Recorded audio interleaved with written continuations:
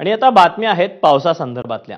कोकण विदर्भासह मराठवाड्यात पावसानं थैमान घातलं। काही ठिकाणी नद्यांना पूर आला, तर काही ठिकाणी बाजारपेठांमध्ये पाणी शिरलं, तर काही ठिकाणी शेतातही पाणी साचलं। शेतीचंही मोठं नुकसान झालं। राज्यातील पावसाचा आढावा घेणारा हा स्पेशल रिपोर्ट पाहूया। कुठे नद्यांना पूर, कुठे रस्त्यांना नदीचं स्वरूप, कुठे बाजारपेठा पाण्यात गेल्यात। राज्यातील हे दृश्य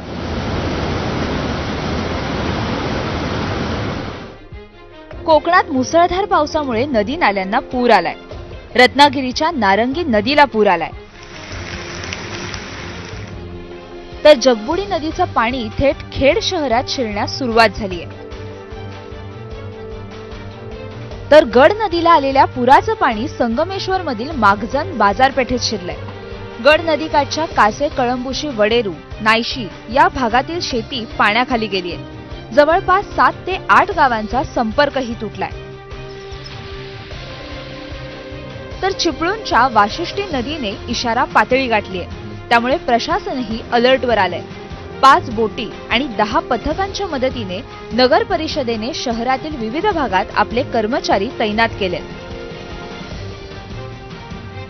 चिपळूण परिसरात मुंबई गोवा महामार्गावर रस्त्यांना नदीचं स्वरूप आलंय।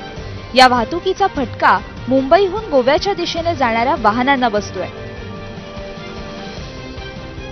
अरबी समुद्र आणि बंगालच्या उपसागरात कमी दाबाचा पट्टा निर्माण झाल्याने कोकण किनारपट्टीवर पुढील काही दिवसात मुसळधार पाऊस आणि जोरदार वाऱ्याची शक्यता आहे। त्या अनुषंगाने सिंधुदुर्ग जिल्ह्याला पुढील 3 दिवस ऑरेंज अलर्ट जारी करण्यात आलाय।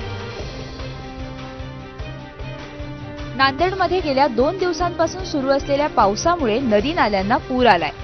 पैनगंगा नदीला आलेल्या पुरामुळे सहस्त्रकुंड धबधब्याने रौद्र रूप धारण केलंय।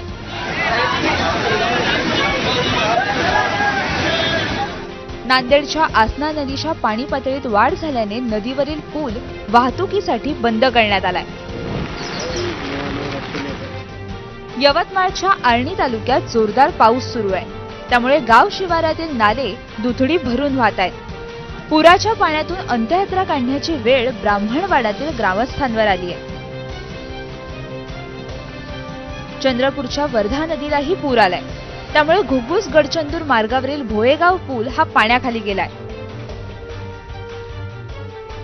नागपूरच्या भिवापूर तालुक्यात नान नदीच्या पाण्यात दुचाकी टाकणं चांगलंच महागात पडलंय। पाण्याच्या प्रवाहासह दुचाकीस्वार वाहून गेलाय।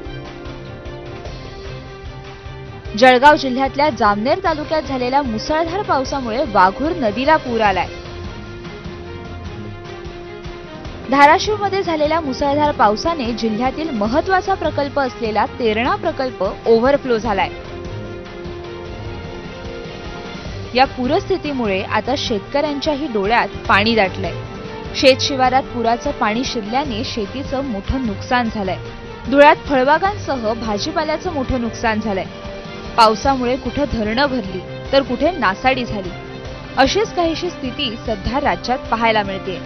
ब्युरो रिपोर्ट, एबीपी माझा।